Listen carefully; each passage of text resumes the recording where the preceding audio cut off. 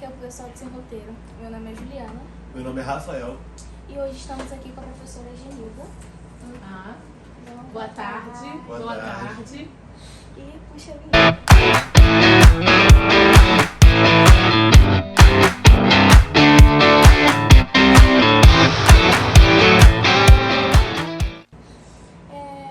Como disse, estamos aqui com a professora Genilda. E além de ser professora, ela também é professora de português e de espanhol. Mas hoje a gente vai trazer mais a pauta, mais um assunto sobre o espanhol com ela, que é uma língua que não é daqui, mesmo assim a gente vamos trazer um pouco sobre a pauta. A gente vai começar fazendo mais perguntas sobre a sua carreira e depois indo mais para essa área da língua em si. E tipo assim, o que te fez escolher seguir a parte de língua espanhola? Bom, o primeiro contato que eu tive com o espanhol foi ouvindo uma música gospel de um cantor uruguaio chamado Denis Berg. E a partir do momento que eu vi ele cantando, eu falei, que língua diferente, me apaixonei por ela. E quando eu fui fazer a faculdade, escolher fazer a faculdade, na verdade eu queria fazer história. Mas como o número de vagas para história era menor do que para letras, eu pensei assim, bom, eu gosto de literatura tem história. Então eu vou fazer português, e quando eu vi que tinha a opção de português e espanhol, eu falei, oba, vou fazer. Vou juntar o útil ao agradável. E assim foi que eu comecei com espanhol. E foi aí que você percebeu que você queria ser professora de espanhol ou você só queria aprender? Eu já era professora, não de língua espanhola, eu era professora de Fundamental 1, né? Eu era normalista. Dava aula do CA, né, até ao que hoje é 5º ano, mas antigamente era a 4ª série. E comecei a faculdade porque eu não queria ficar trabalhando a vida toda com os piquititinhos, né, que era muita responsabilidade. Eu queria passar para o fundamental e ensino médio. E por isso eu optei, tive a oportunidade de fazer faculdade e graças a Deus eu consegui. E tipo assim, como foi a sua primeira experiência dando aula? Tanto para os pequenos, tanto para os grandes, assim? Para os pequenos eu não percebi, como eu posso dizer, como eu era explicadora em casa, quando eu comecei a dar aula, eu comecei no estágio. Comecei como estagiária no 3º ano. Então, quando eu passei no concurso e fui para a sala de aula, eu já tinha experiência, não fiquei tão nervosa assim, né? Tinha preocupação tal de passar o conhecimento, eram crianças pequenas, sua responsabilidade não é só ensinar, você tem também que ser responsável pela integridade daquela criança. Então, eu acho que, de certo modo, foi tranquilo. E com os grandes? No ensino médio já foi diferente, né? E foi aqui no Assunção que eu comecei. E à noite, eu vim pra cá pra dar aula, porque aqui tinha turno da noite.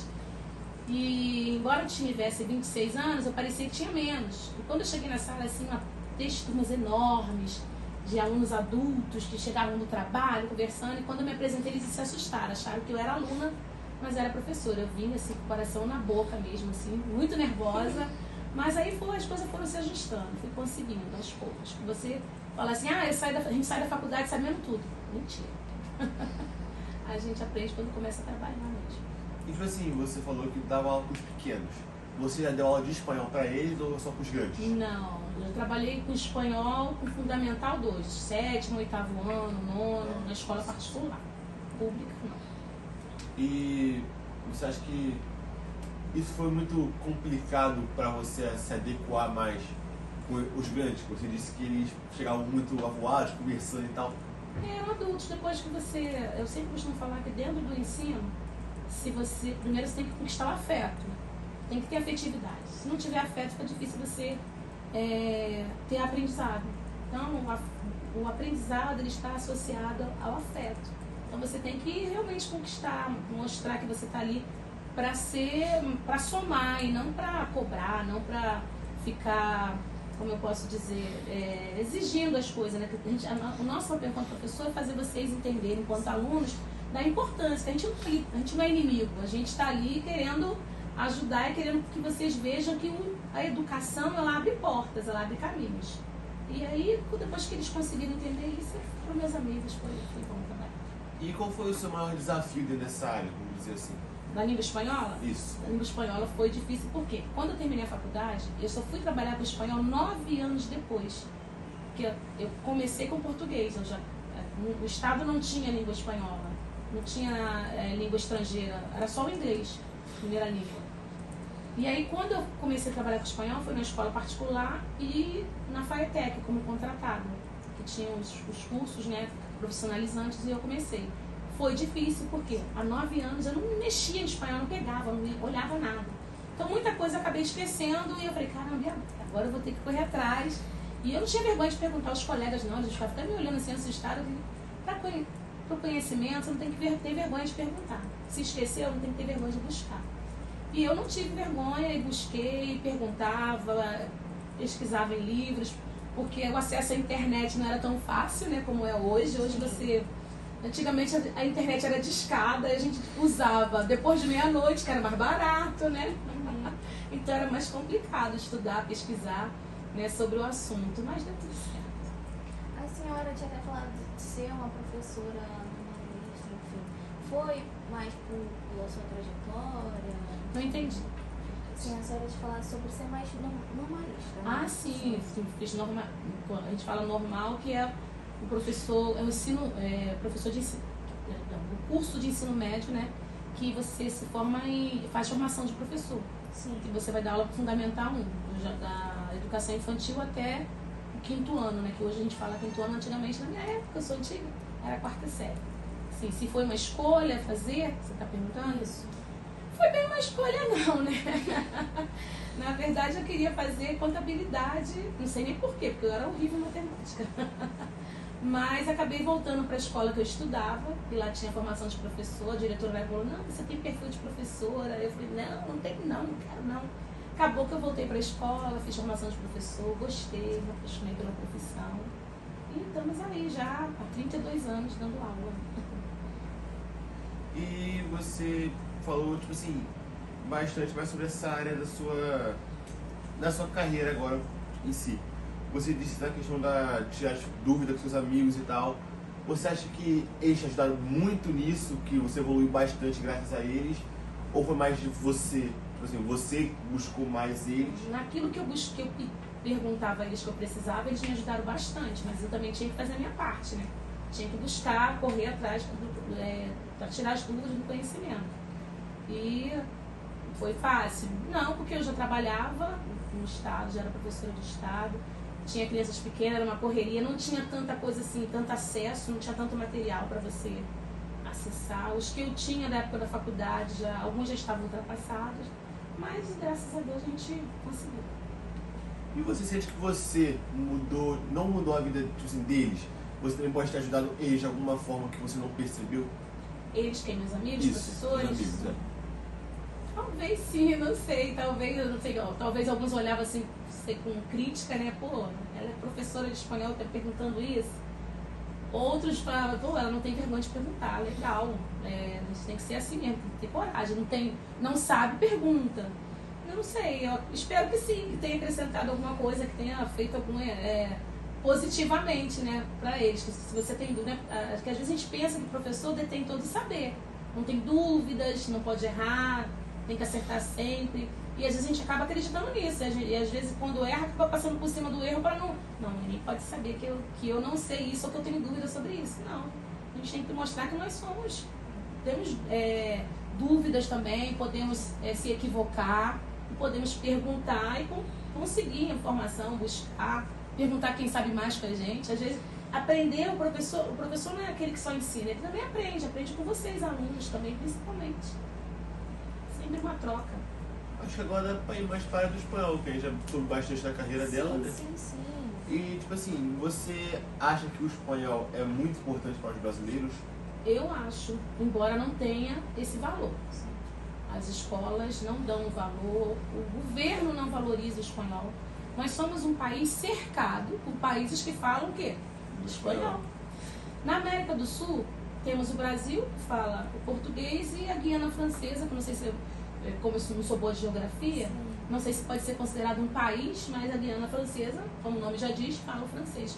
Os outros países que estão aqui na América do Sul, todos falam que tem como língua oficial o espanhol.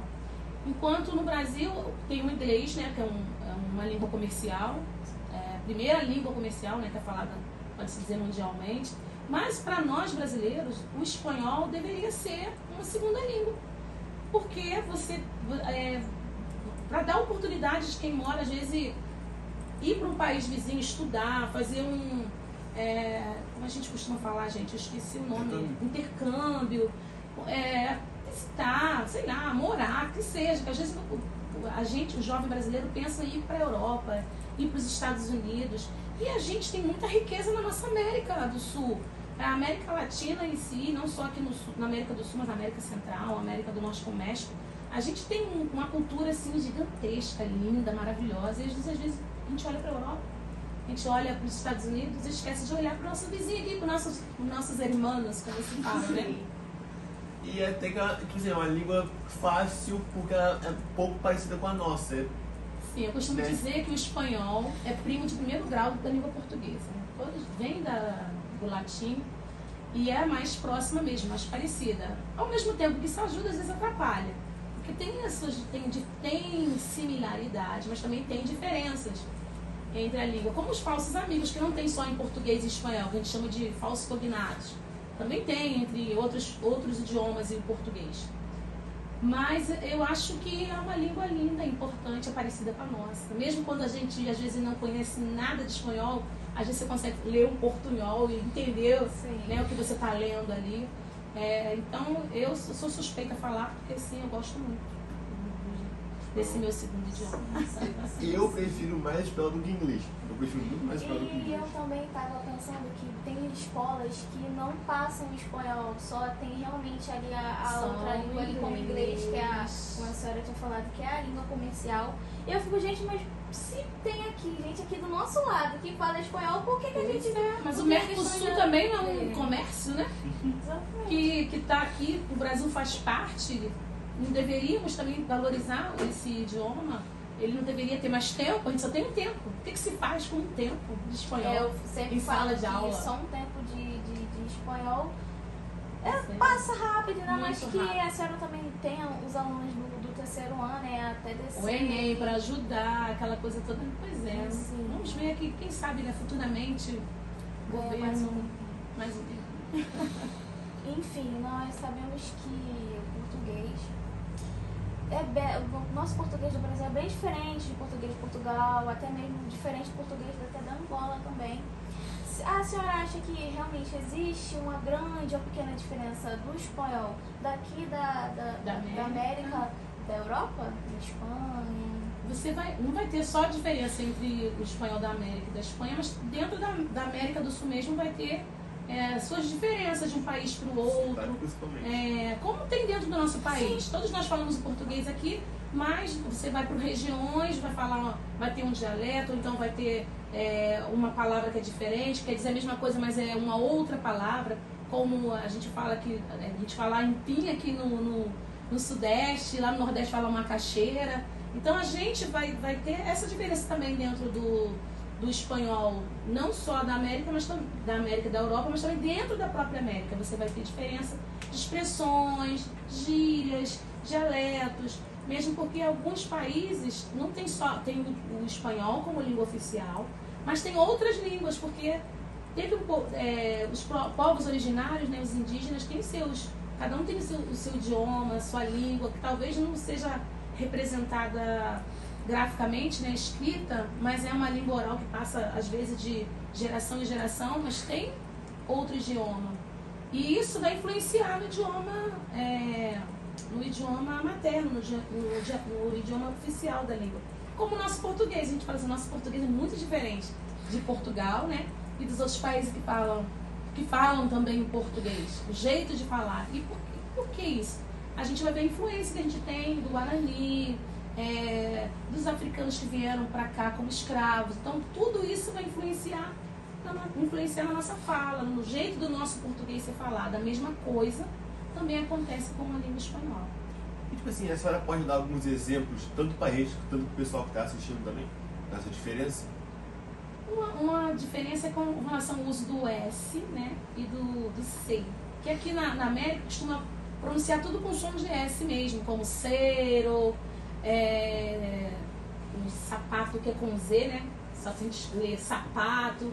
Não tem esse S em espanhol, tá? Isso só tem na língua portuguesa, esse S. Mas o som é de S mesmo.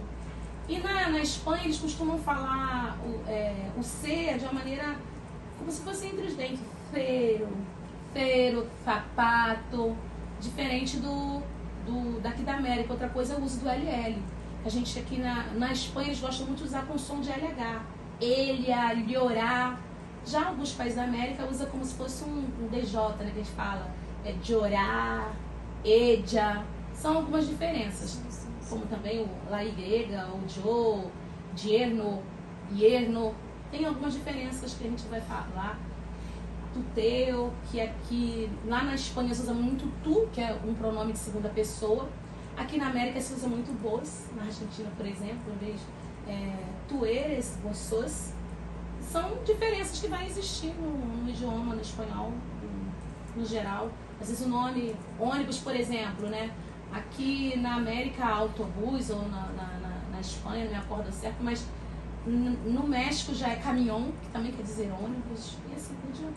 Você vai mudando as Sim, coisas, sim. né? Quais palavras, assim, já que entrou nesse meio de gírias, palavras, enfim, que a senhora acha que são muito parecidas com as palavras que tem aqui no Brasil, mas tem um significado totalmente diferente? Muitas.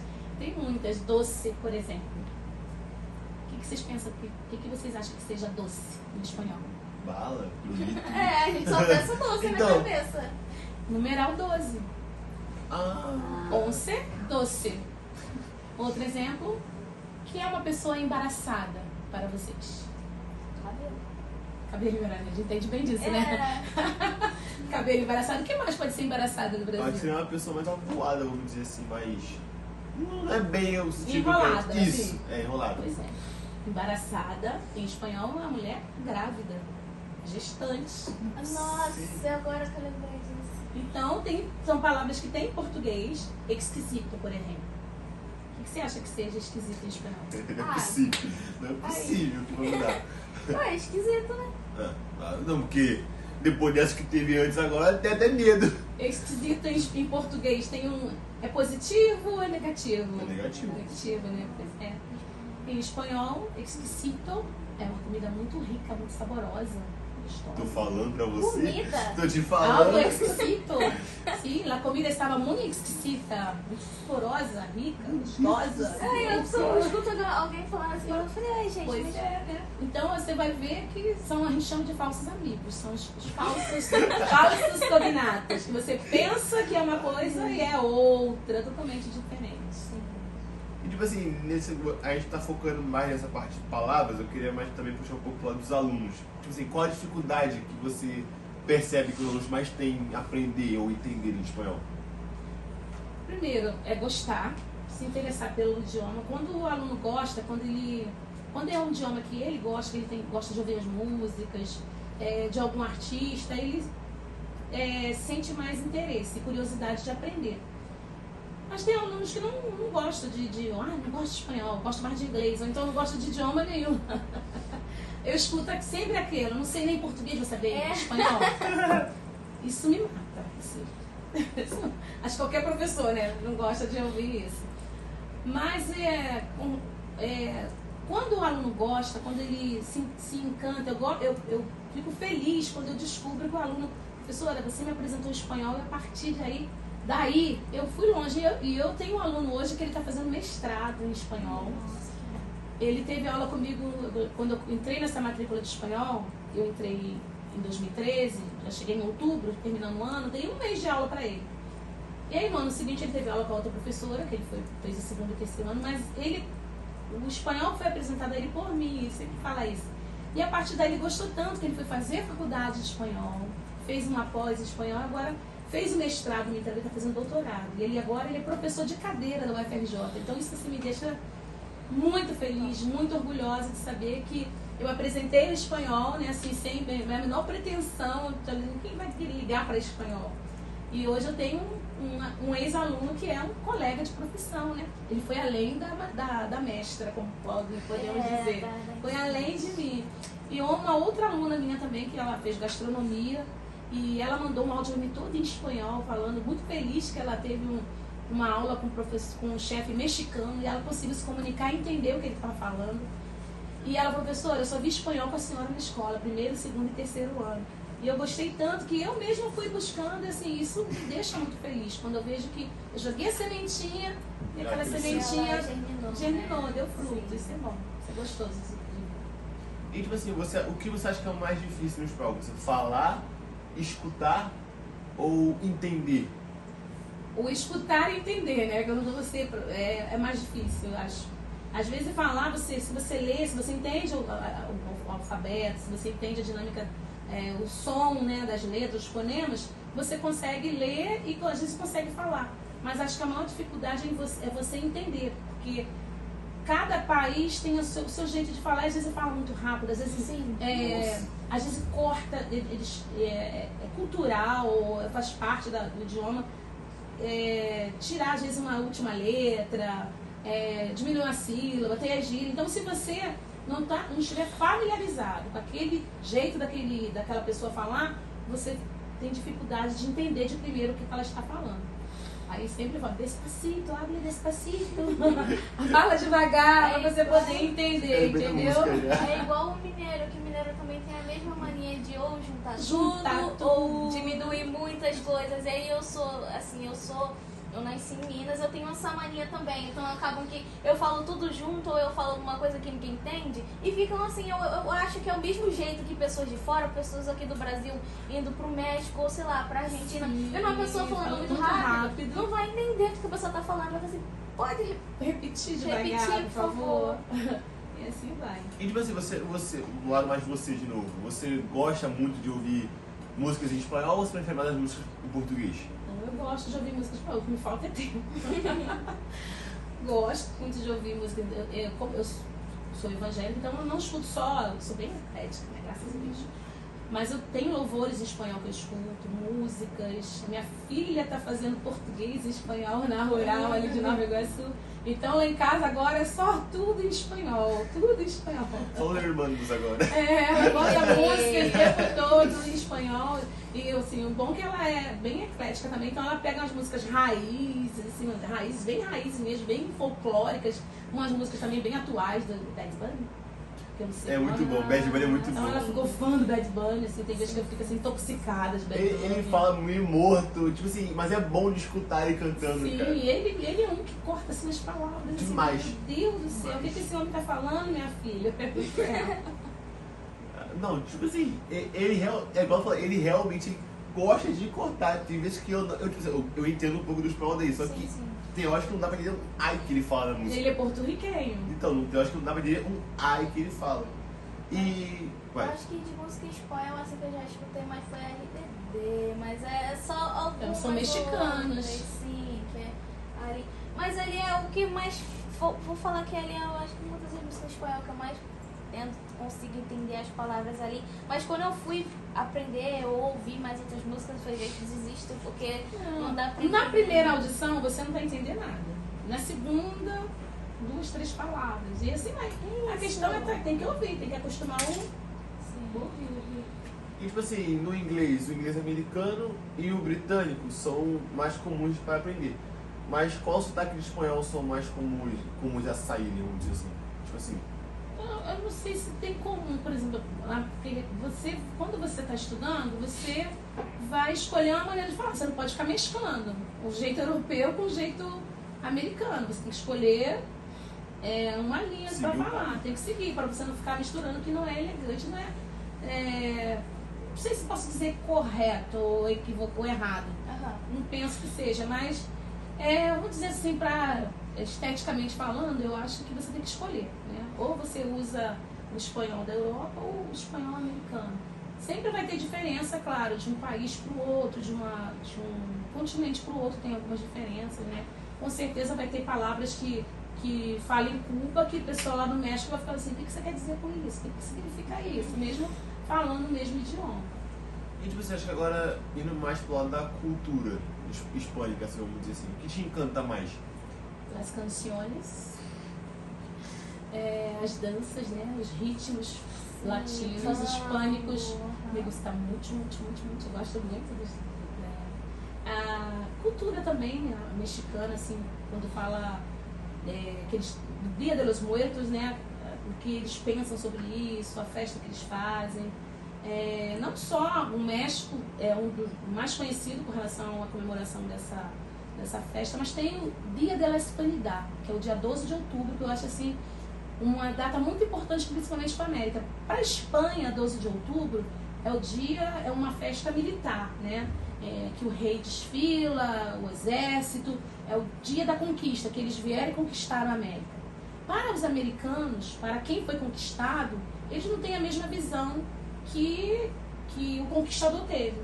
Para eles foi um dia de encontro, né, de mundos diferentes, mas não foi um encontro legal, porque o conquistador massacrou quem já estava aqui, massacrou os originários, quis impor a sua língua, a sua crença, a sua cultura, mas eles subsistiram. E dia 12 de outubro, que é o Dia de la Hispanidad, para alguns é Dia de los Pueblos, Dia de las Raças, né? Cada cantinho comemora de um jeito. É o dia deles celebrarem os povos originários, a cultura, a música, a comida típica, tudo que vai remeter à origem deles, né? O que é deles, o que é propriamente americano, que eu digo sul-americano, né? Que faz parte dessa cultura aqui, não do conquistador, do colonizador. Sim. Então, uma das festas culturais que eu admiro muito é o 12 de outubro, que é Dia de la Hispanidad, ou Dia de las Raças, né? Assim, se você pudesse tirar um dia pra você ir em algum país espanhol comemorar. Eu tenho mais vontade de conhecer mesmo. Pois é, gente, tem vários. Esse dia eu não conheço nenhum, não fui em nenhum. Isso é frustrante. Ah, não. Nenhum. Mas eu tenho muita vontade. Eu falei, bom, pra começar, Argentina, Uruguai, vou dizer que a Argentina tá me decepcionando ultimamente, né? Então, não tô com mais vontade de ir lá. Mas ainda tenho muita vontade de conhecer Uruguai, Colômbia e República Dominicana. Colômbia e República Dominicana, eu acho assim, a cultura muito parecida com a nossa, né? Sim. Eu acho o povo muito parecido com a gente, brasileiros, né? Um povo bem misto, bem colorido, bem animado, gosta muito de música, de dança, de festa. Então, eu acho bem parecido com a nossa cultura, com o nosso povo. E culinária, você não falou, você falou que prefere mais sobre a música, mas e a culinária? Algum prato que te encanta, que você gosta bastante? Eu gosto de empanadas, que lembra um pouquinho pastel de forno, nosso pastel de forno. Sim. Me gusta empanadas. E alguma comida típica assim, que eu já comi foram as empanadas e também, como é que é o nome, gente? Chips de banana verde com molhinho. Eu sabia que era de origem Sim, de origem hispânica. Chip de banana verde e banana da terra. Banana da terra a gente também tem essa cultura de comer. Gosto muito de banana da terra. E eles fazem muito prato com banana da terra. Assim, eu gosto bastante. Feijão mexicano, gostoso. Nossa, sem aquela mexicano. pimenta. Sem aquela pimenta toda, não. Um pouquinho de pimenta. Aquela pimenta toda não dá, não. Feijão mexicano. Já ouvi vários relatos de pessoas que passaram muito mal por conta da pimenta. Porque lá eles são acostumados. Sim, Ele é muito caliente. Pessoas de fora não vão acostumar com isso nunca. Não. Bem pouquinho. Assim, tem que ficar ardido, assim. Mas não... Mas não que você chore, né? Que escorra água pelos olhos. Igual os Cheetos. Os Cheetos lá, eles falam que é muito raro você encontrar um salgadinho assim que não tenha pimenta lá, porque eles são bem... Sim, o México gosta muito de pimenta. Eles são muito quentes, eles gostam muito de esquentar as coisas. E eu não sei se a Itália é mais pro lado do espanhol, mas eu acho que é um dos países que me atrai bastante. Sim, também é latino, é um país também que é latino. Então, o português, espanhol, italiano, assim, eu digo que o italiano é o primo de segundo grau do português, né? E o espanhol é de primeiro grau, mas eu lembro que uma vez no Pão de Açúcar eu consegui conversar com o senhor italiano conversando em espanhol, a gente conseguiu se entender. Caraca, que legal, cara. Ele falando em italiano e eu em espanhol, deu pra gente se entender. A culinária italiana é um bagulho que me encanta. É só massa, mas eu acho que é um bagulho muito bom. Eu acho um negócio muito legal. E, tipo assim, alguma tradição cultural, tirando as festas, te encantou lá? O Dia da Hispanidad é um dia que todas essas como eu posso dizer, essas festas típicas, tudo que faz parte da cultura, esse dia é um dia que é como se fosse o dia X, como se fosse o dia assim, do carnaval aqui no Brasil. É o dia que todos esses países eles vão pegar tudo que diz respeito à cultura deles e vai escancarar em um dia, um feriadão, que eles vão aproveitar bastante isso. E tipo assim, falando um pouco mais da língua espanhola, quanto tempo você acha que leva uma pessoa a aprender um bom espanhol, ter um bom espanhol, de conseguir falar, entender, escrever? Uns 3 anos mais ou menos, depende, 2 anos e meio, 3 anos, depende muito da pessoa, entendeu? Porque às vezes com um ano a pessoa, se ela gosta, se ela tem facilidade, tem essa inteligência, assim, essa predisposição para aprender outros idiomas, eu acho que menos de um ano ela consegue. Mas se você vai seguir um curso direitinho, acho que uns 3, como é um pouco parecido com... Tem algumas semelhanças, né, algumas palavras semelhantes ao português, a dinâmica é um pouco parecida, eu acho que 3 anos, se a pessoa realmente gosta, a gente consegue. Você demorou muito para aprender ou foi mais rápido para a senhora? Eu costumo falar que eu fui para a faculdade analfabeta em língua espanhola. Eu cheguei lá sem saber ler, escrever e falar. Em espanhol. Sim. Primeiro que não tinha nas escolas, né, espanhol. Hoje vocês têm, mesmo que seja um tempinho, mas vocês... Quem for fazer espanhol hoje, né, escolher um curso de espanhol, não vai chegar assim sem saber nada. Eu não sabia nada, nem o alfabeto. Eu era realmente analfabeta de espanhol. E tipo assim, dentro do... Foi difícil o primeiro período, apanhei, levei paulada, levei bastante paulada na cabeça, né? Mas tive professores que me acolheram, que me ajudaram, amigos que me ampararam. E quando eu terminei a faculdade, eu, por iniciativa própria, fui fazer um curso básico de 2 anos, né? Para eu poder ter mais consciência da fala, de entender, isso me ajudou bastante. E, tipo assim, dentro do português, a gente tem muitas palavras que têm raízes indígenas. No espanhol falado nas Américas, tiveram casos assim? Com certeza tem. Não me pergunte algumas palavras que eu não vou me falar.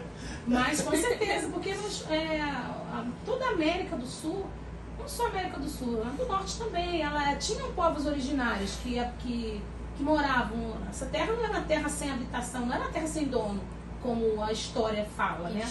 Descobriram. Não, ela estava aqui, tinha pessoas que aqui viviam, pessoas que cultivavam a terra, cuidavam da terra, viviam dela, nasceram nela. Então, a língua deles está viva, tanto no português quanto no espanhol, como também nos Estados Unidos, mesmo sendo inglês. E tipo assim, acho que uma opinião mais sua, se você pudesse escolher entre falar português a sua vida toda ou falar espanhol a sua vida toda, o que você acharia mais legal para você escolher? Poxa vida, 50% aí tá dividido. Eu gosto muito da minha língua materna, que é o português, e gosto também muito de espanhol. Engraçado, a minha filha fala que de vez em quando baixa espanhola lá em casa, que eu fico falando tudo em espanhol. Eu apoio um próximo episódio só falando em espanhol. Eu apoio. Aí os apresentadores ficam como? Eu animo. Vamos ter que aprender. Eu fico uma semaninha dando uma olhada. Uma aula ao vivo com a professora. A gente só assim mesmo. Tipo assim, você é professor de espanhol e a sua filha tá fazendo faculdade, se não me engano, você falou. Você consegue ajudar muito ela com isso ou você acha que ela já tá sozinha, bem? Não. Ela pergunta as coisas quando ela tem dificuldade, assim, mãe, isso, assim, assim, às vezes eu comento com elas. Ela traz novidade para mim, que muitos termos que não tinha quando eu estudava, hoje tem coisa que é novidade, que na minha época não tinha. E ela traz e fala, o que é isso, menina? Eu nem sei o que é isso. Mãe, isso aí não tinha na minha época. Esse vocabulário, essa nomenclatura não existia quando eu estava estudando. Essa linha de pesquisa não tinha. Então, são 30, eu terminei a faculdade em 98, 97 bacharelado, 98 a licenciatura. Então, olha quanto tempo tem, 28 anos que eu saí da faculdade. Então, muita coisa mudou, né? Novas pesquisas chegaram, novos pensamentos, né? Visões de gramáticos, de estudiosos. Então, eu tenho que me reciclar, porque estou me reciclando com ela. Ela vem trazendo as novidades, eu falei assim, na minha época isso não era isso, era assim. Isso é legal. Você acha que ficou muito difícil aprender, você acha que está muito difícil aprender o espanhol hoje em dia? Difícil, assim, em que sentido? De ser oferecido curso? Não, acho que você é mais parte de aprender mesmo, acho que de entender mais a língua. Mais que inglês? Cara, eu acho que hoje a gente tem a facilidade assim enorme de você... Hoje, você tem a internet, você tem joguinhos, tem o Duolingo. Aquele joguinho ali é uma bênção. Porque eu não sabia nada assim de agora, tudo bem que o meu Duolingo já morreu, né? O meu também tá mortinho. Mas ele ajuda muito, cara. Eu consegui expressar palavras em inglês que eu não saía de jeito nenhum, ele me ajudou. Então hoje você tem pessoas que têm canais no YouTube que ensinam espanhol. Tem muita facilidade, tem muita coisa que você pode aprender até sozinho mesmo. O professor falou na escola, o professor falou isso aqui, mas há um tempinho só, não deu tempo de eu entender. Você pode chegar em casa e jogar lá no YouTube que vai aparecer aulas de 15, 10, 20 minutos, com o professor explicando, vários professores de várias maneiras, explicando o mesmo assunto, que tem como você aprender. Então hoje, eu acho que hoje a facilidade para se aprender é muito maior. Vai do interesse de cada um. E, assim, você acha que dá pra gente aprender com músicas, filmes e séries no idioma? Com certeza tem como. Tem muitas pessoas que nunca frequentaram um curso e falam fluentemente o inglês, ou o italiano, o francês, ou até mesmo o espanhol, ou o português, em caso de outras pessoas que não são nativas do Brasil, que falam português, que aprenderam ouvindo música, aprenderam vendo filmes, vendo séries, entendeu? Então é possível, sim. Tem alguma série em específico ou alguma banda, cantor específico Só que você indicaria, assim, recomenda? que a senhora realmente gostou e ainda te ensinou um pouco também do espanhol. Poxa vida, eu sou suspeita. Primeiro que dos novinhos agora, assim, eu não conheço muitos não, mas eu tenho uma banda mexicana que eu gosto muito, que é Maná, talvez vocês nunca ouviram falar. Eu gosto muito dessa banda, que eu adoro os ritmos, a música tem um ritmo bem criado, né? Gosto muito, eles é uma música assim, crítica, traz crítica social, então é legal, fala de amor, fala de sentimento, de relação, de relacionamento, então gosto muito dessa banda, é uma banda mexicana. Tem alguns cantores, tem um antigo espanhol mesmo, Julio Iglesias, mas tem o filho dele, Henrique Iglesias, que vocês devem conhecer. Ah, sei. Bailando. Ah, tá. Bailando. Sei. Então, esse vocês conhecem. Então a música, o bom da música é isso, que você vai ter expressões, vai ter ritmos, palavras. O ritmo ele vai te trazer uma história. Tem uma música La Bamba, que ela é antiga, não era nem nascida, a La Bamba é uma música folclórica mexicana, que acho que era Ricky, eu não lembro o sobrenome dele, mas eu não sei que era Ricky, né? O cantor que lançou esse ritmo La Bamba que a gente conhece em forma de rock. E ele ouviu essa música folclórica, né? Ele estava num baile com um irmão, e aí ele trouxe isso para guitarra, para o rock, e foi uma explosão, foi um sucesso. Ele faleceu novo, né, no auge do sucesso dele, tinha 17 anos no acidente de avião. Mas assim, a partir da música, daí você conhece a história, se você for pesquisar, é sempre interessante isso. Tem uma música que você gostou? Pô, vai lá, pesquisa, quem é que canta? Qual é a história dessa música? Por que ela foi escrita? Sobre o que ela fala? Isso te faz aprender mais, né? Você vai aprender novas palavras, vocabulário, vai conhecer um pouquinho da cultura, da história daquele cantor. Isso para você estudar outro idioma é muito legal. Não só ouvir e reproduzir a música, mas saber a história dela, por que ela foi escrita, para que ela foi escrita, em que situação, em que circunstância ela foi escrita. Isso é legal. Eu não lembro se é um grupo ou se é uma banda, se não me engano é Fuerza Regida, se não me engano. Fuerza. Isso. Regida. Que canta a música Me Ralho, se não me engano, que é Eu vou para lá, meu. Essa música é muito boa, eu acho ela muito boa. Essa eu não conheço não, depois vocês passam pra mim. Tipo, Eu acho que ela é mais atual, não é? acho que foi 2003, por aí mais ou menos, que lançou, eu lembro. Ela é mais atual. Eu acho ela muito maneirinha também. Depois que ela foi assim, eu vou até pesquisar quem são, Vão sempre saber. Teve um Velozes e Furiosos, sempre canta música espanhola, porque qual é o nome dele, o principal? Esqueci o nome dele. É o Van Diesel mesmo, o primeiro, mas o nome dele no filme, esqueci agora. Ele, acho que é cubano, né? Ele mora nos Estados Unidos, mas acho que a origem dele é cubana. Então ele tá sempre tocando alguma coisa hispânica no carro dele. No carro, no filme. De trilha. E é de trilha, e é legal. Sempre é uma música crítica que vai falar sobre alguma coisa, fazendo alguma crítica ou falando sobre a vida deles mesmo, porque é um bandoleiro que é misturado com hip hop, se não me engano, e ai gente, que eu nunca acerto falar. Beijão. Deus gatão, uma coisa assim. É. E é legal, porque sempre tem uma história, sempre tem uma crítica, sempre vai ter, tem um cunho social. Isso é bom. E você acha que os alunos aprenderem bastante também o espanhol pode ajudar muito eles no mercado de trabalho, como o inglês? Com certeza. Eu penso assim, se você tem lá o teu currículo, vocês têm um currículo, o mesmo currículo, só que o seu tem um idioma a mais, tem uma diferença. Você tem um idioma básico, sabe falar espanhol básico. Ela não. No lugar que você vai trabalhar, para a empresa, o espanhol básico é útil. Seu currículo vai ter mais peso do que o dela. Mesmo sendo igualzinho, mas você tem o espanhol, ela não. Então, com certeza, sempre vai acrescentar. Todo conhecimento vai sempre acrescentar. Você acha que, tipo assim, isso te ajudou bastante a arrumar um trabalho nessa área de professora? Você saber... Teve um momento que sim, porque teve um momento que eu estava só com uma matrícula no estado, e aí abriu admissão para professor de língua espanhola no antigo Colégio Gonçalves Dias, e eu fui assim, até sem muita expectativa de conseguir. Falei assim, cara, nunca trabalhei com espanhol, embora seja formada há 9 anos, na época eu tinha 9 anos que eu estava formada, e eu dei minha aula e eu consegui. Então, agradeço a escola pela oportunidade, foi aí que eu comecei a trabalhar, a exercer a profissão de professora de língua espanhola, que até então eu só era professora de língua portuguesa. Então, sim, ele me abriu portas quando eu precisei. E você disse também que os alunos tem os que não gostam tanto de buscar ver sobre o espanhol e tal. Como você acha que a gente pode despertar o interesse neles, da língua? Bom, geralmente a música, né? Música, os falsos amigos. Vocês sempre adoram os falsos amigos. Aquelas palavras que aqui, às vezes, é uma palavra feia em português, mas lá é outra coisa. Então, aí a pessoa gosta, isso atrai, isso prende a atenção de todos vocês. Só trazer uns falsos amigos cabeludos, todo mundo presta atenção, nem pisca, não fala, não pensa nada. Então, é um meio de trazer atenção para o idioma, música. O pessoal gosta do ritmo que gosta. A série La Casa de Papel, não sei se você conhece, né? Se meus filhos viram, eu não vi.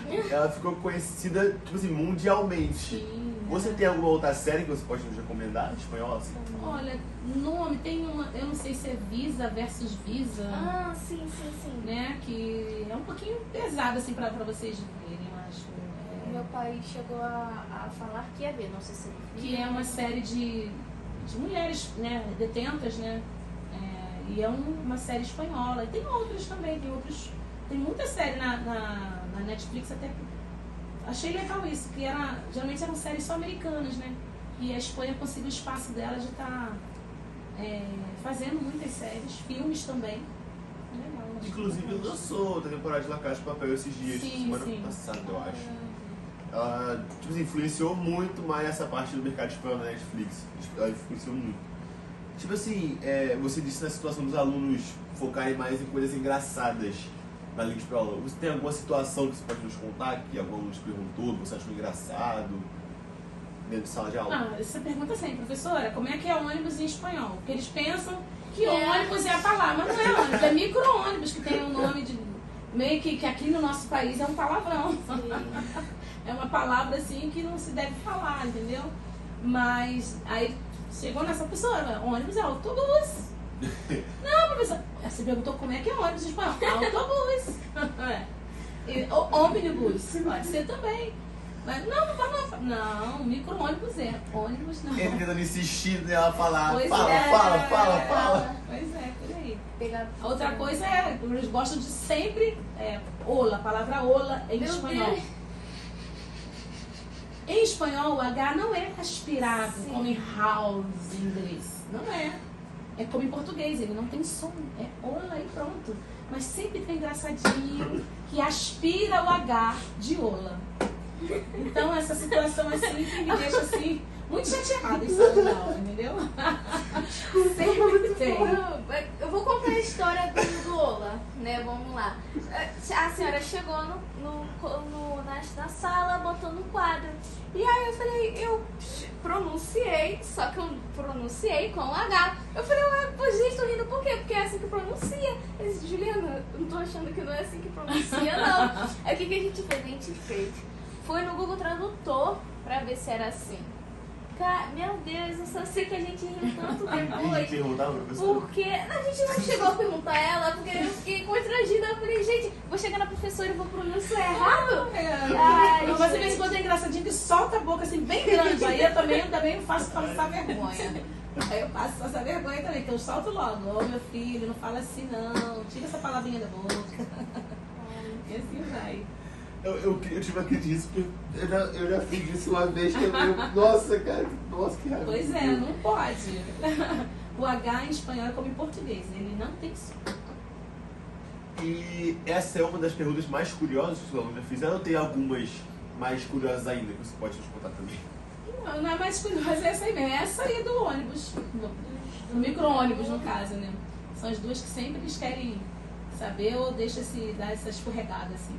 E teve essa questão do ônibus, teve um vídeo que influenciou bastante, que eram duas meninas falando sobre, e elas ficavam falando nas línguas latino-americanas e soltaram essa e ficaram todo mundo, não, porque é assim que fala, é assim que fala. E acabou criando uma guerra, e todo mundo fala, não é assim, é assim. Não vi esse vídeo ainda, preciso ver. Eu cheguei a perguntar até pra minha professora de espanhol também, eu cheguei a perguntar pra ela e ela ficou tipo assim, o que você tá falando? Por que você tá falando isso? Não tem nada a ver, é micro-ônibus, né? Que você falou? Sim, é micro-ônibus. E- Ônibus é ônibus, ou autobus.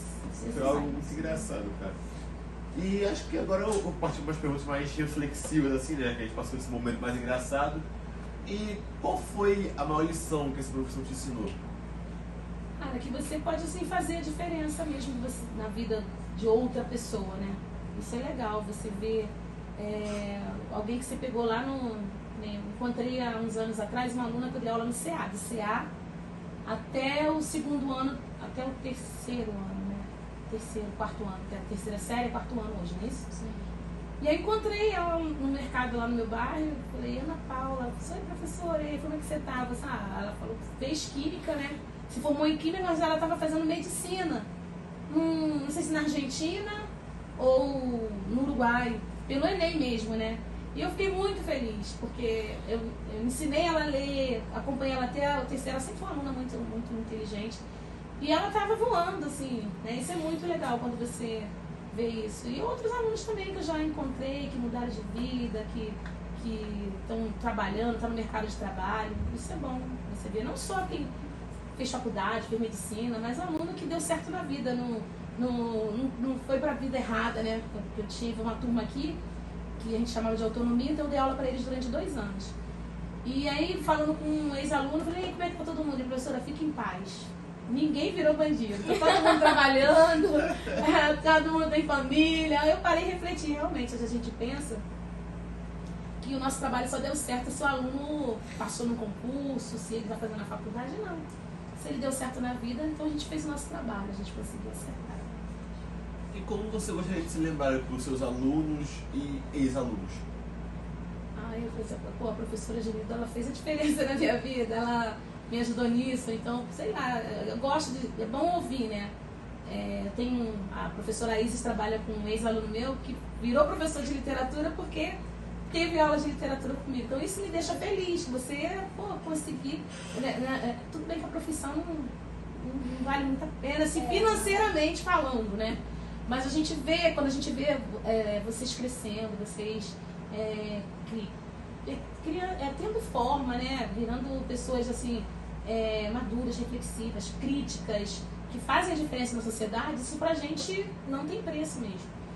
Isso é legal quando eu ouço. Meu primo, ele é Uber, ele falou assim, me parou na rua para falar que encontrou um ex-aluno que falou assim, você é pacífico, você conhece a professora Genilda Pacífica? Ele lembrou, eu nem sei o que isso é não. E ele falou, eu sou professor por causa dela. Eu falei assim, caraca, quando que eu inspirei o menino a ser professor, meu Deus do céu, acho que bom. E hoje ele faz também mestrado, tem um trabalho na comunidade lá no Rio, na prefeitura. Fiquei muito feliz, não sei quem é esse aluno, mas meu primo me deu o recado e fiquei muito feliz por isso. Isso é bom, é muito bom quando a gente percebe que você passou pela vida de alguém e marcou, deixou sua impressão. Isso é legal.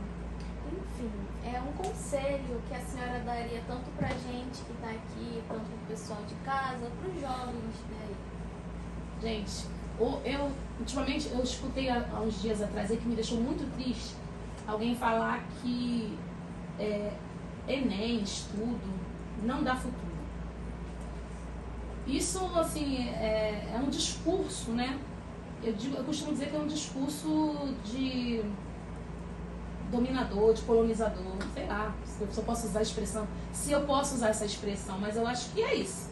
Isso é um discurso de colonizador, de quem está lá em cima, na elite, e não quer ver o filho dele sentado ao lado do filho de pedreiro fazendo medicina na universidade pública. Essa é a verdade. Então eu acho que vocês têm que sempre parar e refletir sobre isso. Hoje tem um discurso muito grande que você não tem que fazer faculdade federal ou faculdade pública. Isso é mentira, gente. Você tem direito de estar na faculdade pública.